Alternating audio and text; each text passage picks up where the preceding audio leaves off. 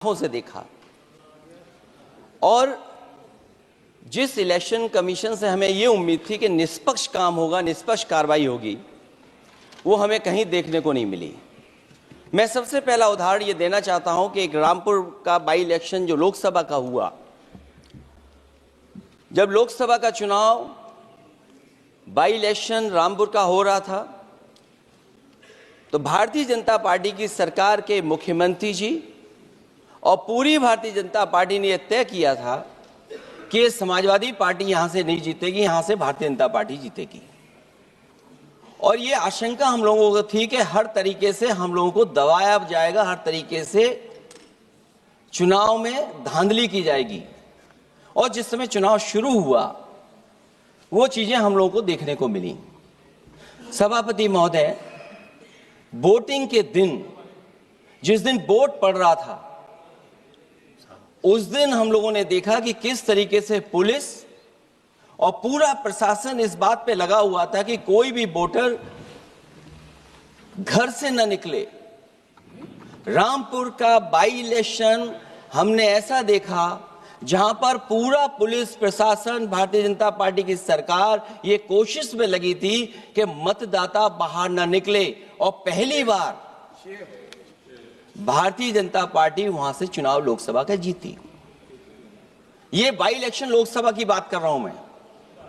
और एक एक घटना की सूचना हम लोगों ने इलेक्शन कमीशन को दी है। एक एक घटना के पुलिस क्या कर रही है, पुलिस कहां बैरिकेडिंग लगाई है, पुलिस कहां रोक रही है, कौन पुलिस का अधिकारी कहां जा रहा है, डीएम क्या कर रहे हैं, कमिश्नर क्या कर रहे हैं। और उसके बावजूद भी इलेक्शन कमीशन ने एक भी किसी के खिलाफ कार्रवाई नहीं की। अध्यक्ष महोदय, जब हम ये बात समझ गए कि इलेक्शन कमीशन बायस्ड है,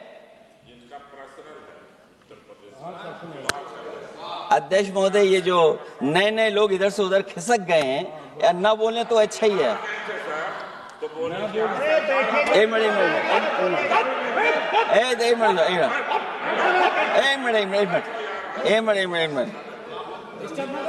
अध्यक्ष महोदय, पर अध्यक्ष महोदय, मेरा ये आग्रह है ये अध्यक्ष महोदय ये कुछ जानते नहीं है। अध्यक्ष महोदय, माननीय सदस्य कुछ जानते नहीं है।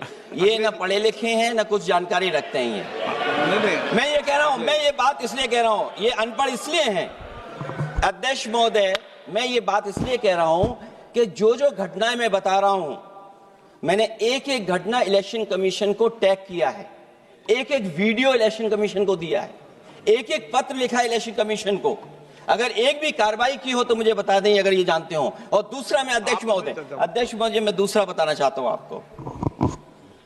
अध्यक्ष महोदय, चुनाव जीते जाते हैं, हारे जाते हैं। कभी कोई चुनाव जीतता है, कभी कोई चुनाव जीतता है। एक समय था जब हम लोग कांग्रेस पार्टी से लड़ते थे, और एक समय आ गया कि जब हम आपसे लड़ रहे हैं चुनाव, कभी ये जीतते हैं, कभी वो जीतते हैं, कभी मैं जीतता हूं। एक समय था अध्यक्ष महोदय, मैं 5 लोकसभा का सांसद था यहां। इस बार हम लोग भारतीय जनता पार्टी को दूसरे नंबर करके सबसे 1 नंबर पे समाजवादी पार्टी आई।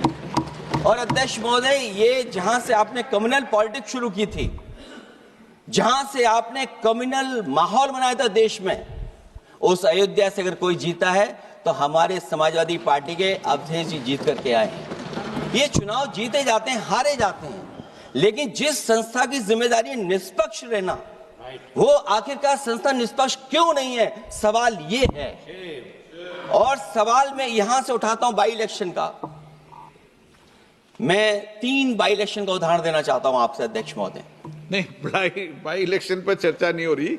नहीं, मैं नहीं, जब तक आप अध्यक्ष महोदय चीज जानोगे नहीं, अगर मैं एग्जांपल नहीं दूंगा कि इलेक्शन कमीशन क्या कर रहा है, तो अब मैं रिफॉर्म क्या मांग करूंगा। अध्यक्ष महोदय, जब तक मैं घटना नहीं बताऊंगा, मैं पहला बाई इलेक्शन बताना चाहता हूं। ओके, मानिए आपका नंबर आ गया। अगर आप रिफॉर्म पे बात कर रहे हैं तो आपको घटनाएं क्या हुई वो बात तो करनी पड़ेगी। अध्यक्ष महोदय, मैं बाई इलेक्शन मिल्कीपुर की बात करना चाहता हूं। बाई इलेक्शन मिल्कीपुर जो अयोध्या क्षेत्र में आता है। इलेक्शन कमीशन को हम लोगों ने शिकायतें की, यहां धांधली होने जा रही है, चुनाव को हराया जाएगा। वहां की सरकार ने मिलकर के किस अधिकारी को पोस्ट करना है, किसको प्रिसाइडिंग ऑफिसर बनाना है, और हम लोगों ने रंगे हाथ पकड़ा लोगों को।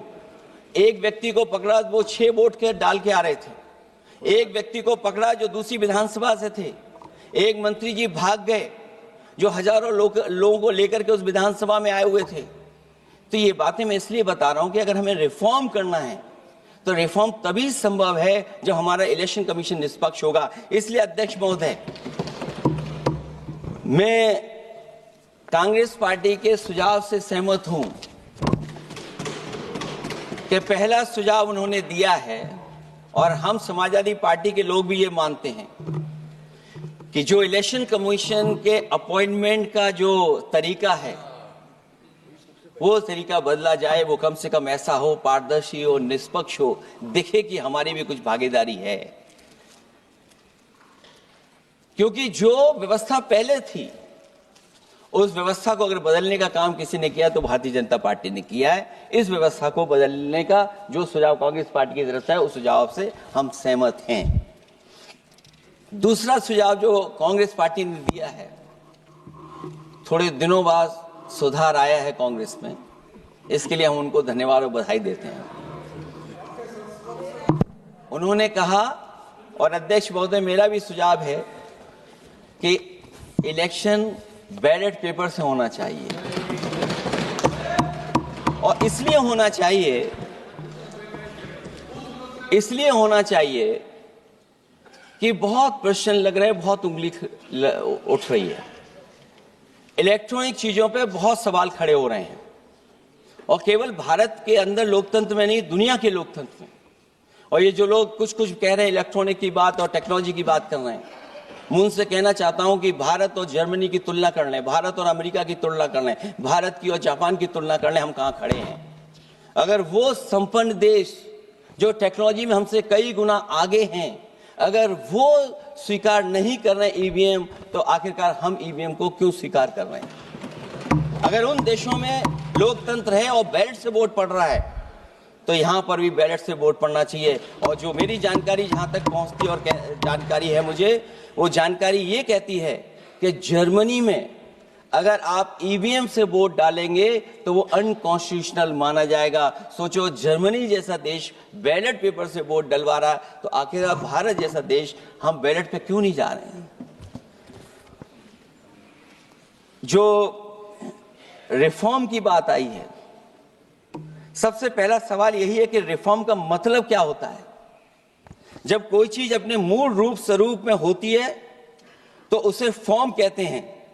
जो वो मूल फॉर्म को खो बैठती है तो डिफॉर्म हो जाती है, और फिर उसी मूल फॉर्म में ले जाने का जो प्रयास होता है वो रिफॉर्म कहलाया जाता है। अध्यक्ष महोदय, सवाल ये भी है कि रिफॉर्म की जरूरत क्यों पड़ी, हमारी चुनावी प्रक्रिया खराब क्यों हुई, उसे खराब किसने किया।